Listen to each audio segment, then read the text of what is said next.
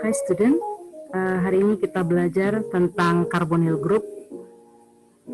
Jadi bagaimana reaksi-reaksi yang ada pada gugus karbonil. Gugus karbonil biasanya ditandai dengan seperti ini ya. Ini adalah gugus karbonil. Orang biasa menyebut juga sebagai keton. Jadi selalu ada ikatan oksigen di atasnya. Kemudian A dan B bisa jadi adalah alkil.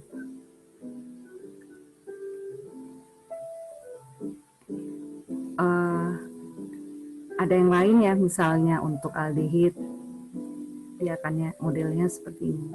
Ada R, kemudian ada H, ini adalah aldehid. Atau asam karboksilat misalnya.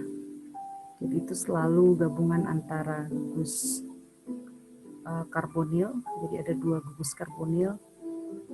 Nah, yang ini dihubungkan dengan R aksen, yang ini adalah R biasa. Nah, ini adalah asam karboksilat.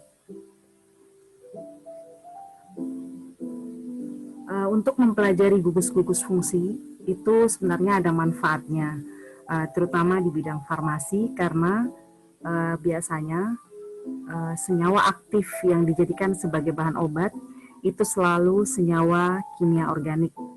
Jadi selalu senyawa organik yang memiliki unsur karbon, hidrogen, dan oksigen di dalamnya. Karena ia adalah unsur hidup.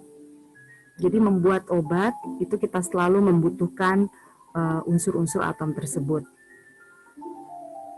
Proses pembuatan obat kita sebut sebagai sintesis obat.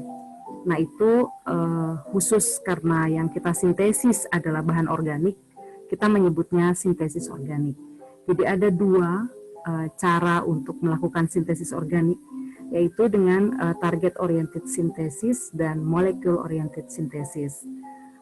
Kedua metode ini tentu ada cara mendesainnya. Kemudian keduanya menggunakan beberapa reagen atau berbagai reagen. Kita juga kadang-kadang menggunakan katalisator, misalnya katalisator asam, basa, katalisator logam, enzim, dan seterusnya. Di mana hasil reaksinya itu kita sebut sebagai senyawa sintetik. Nah, senyawa sintetik itulah yang Anda sering temui sebagai bahan obat. Bahan obat atau bahan aktif obat selalu terdiri atas minimal satu senyawa tunggal. Jika kita sudah bisa merangkai beberapa gugus fungsi untuk menjadi molekul yang lebih kompleks, maka itu berarti Anda sudah berhasil untuk membuat bahan aktif obat. Nah, untuk gugus karbonil, jadi gugus karbonil di sini ia memiliki model yang berbeda dengan gugus-gugus lain. Jadi karena adanya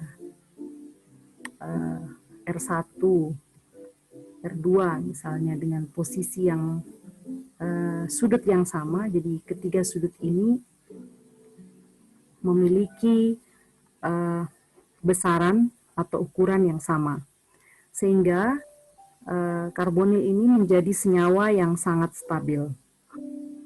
Salah satu gugus fungsi yang cukup stabil, di mana oksigen yang ada pada gugus fungsi ini lebih elektronegatif daripada karbon.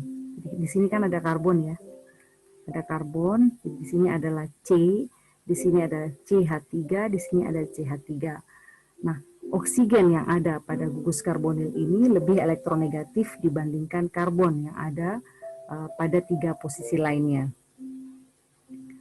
Alfa hidrogen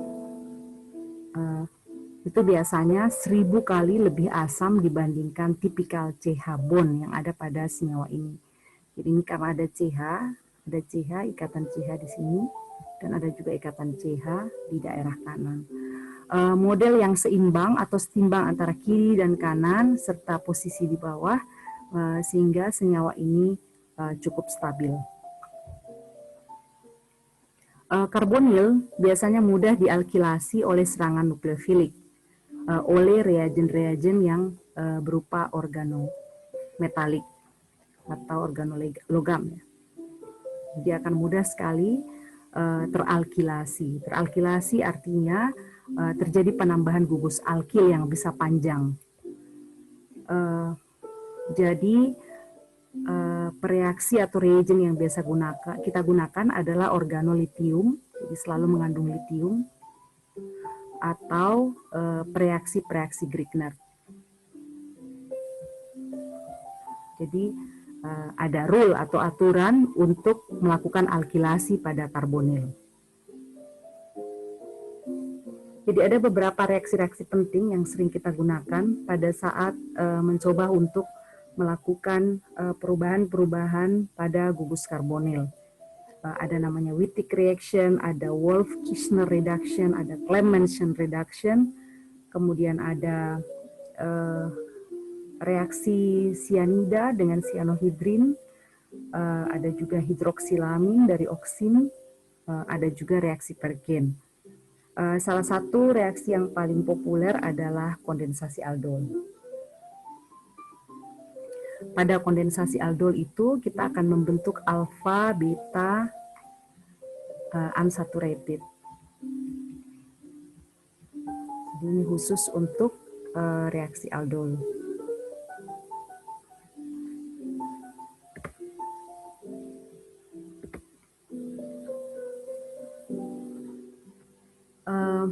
Jika sudah terbentuk alfa beta unsaturated, maka kita bisa membentuk kompleks-kompleks lainnya.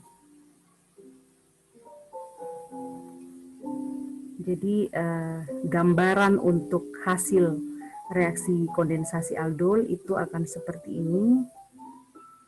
Ini ada R, kemudian ini akan terbentuk seperti ini. Jadi ada R aksen, bisa jadi ada R aksen di sini, bisa jadi terjadi R berikutnya, misalnya R2 aksen atau R3 aksen. Jadi produk dari kondensasi aldol ini akan bisa membentuk tambahan-tambahan alkil lainnya. Jadi biasanya semua berawal dari senyawa aldehid dulu. Lalu kemudian terbentuklah enolat-enolat. Kalau kita menggunakan katalisator asam, maka yang terbentuk adalah enol. Sedangkan kalau kita menggunakan katalisator basa dengan kekuatan hidroksil, maka yang terbentuk adalah enolat. Nanti pada materi berikutnya akan dijelaskan mekanisme reaksi yang terjadi. Jadi pada proses protonasi, jika kita menggunakan katalisator asam, misalnya H2S4 atau HCl, maka yang terbentuk adalah senyawa yang lebih elektrofilik, di mana setelah protonasi akan terjadi dehidrasi. Nah, itu akan diceritakan pada reaksi di materi berikutnya. Sebaliknya untuk basa, jika kita menggunakan katalisator basa, akan terbentuk enolat. Di sini akan terjadi reaksi yang reversible. Kadang-kadang kita bisa menggunakan single step saja ketika proses itu berlangsung. Namun hasil akhir itu akan sama-sama menghasilkan senyawa alfa beta unsaturated aldehid. Jadi aldehidnya itu akan bersifat unsaturated dengan posisi stereokimia alfa dan beta pada tempat yang berbeda.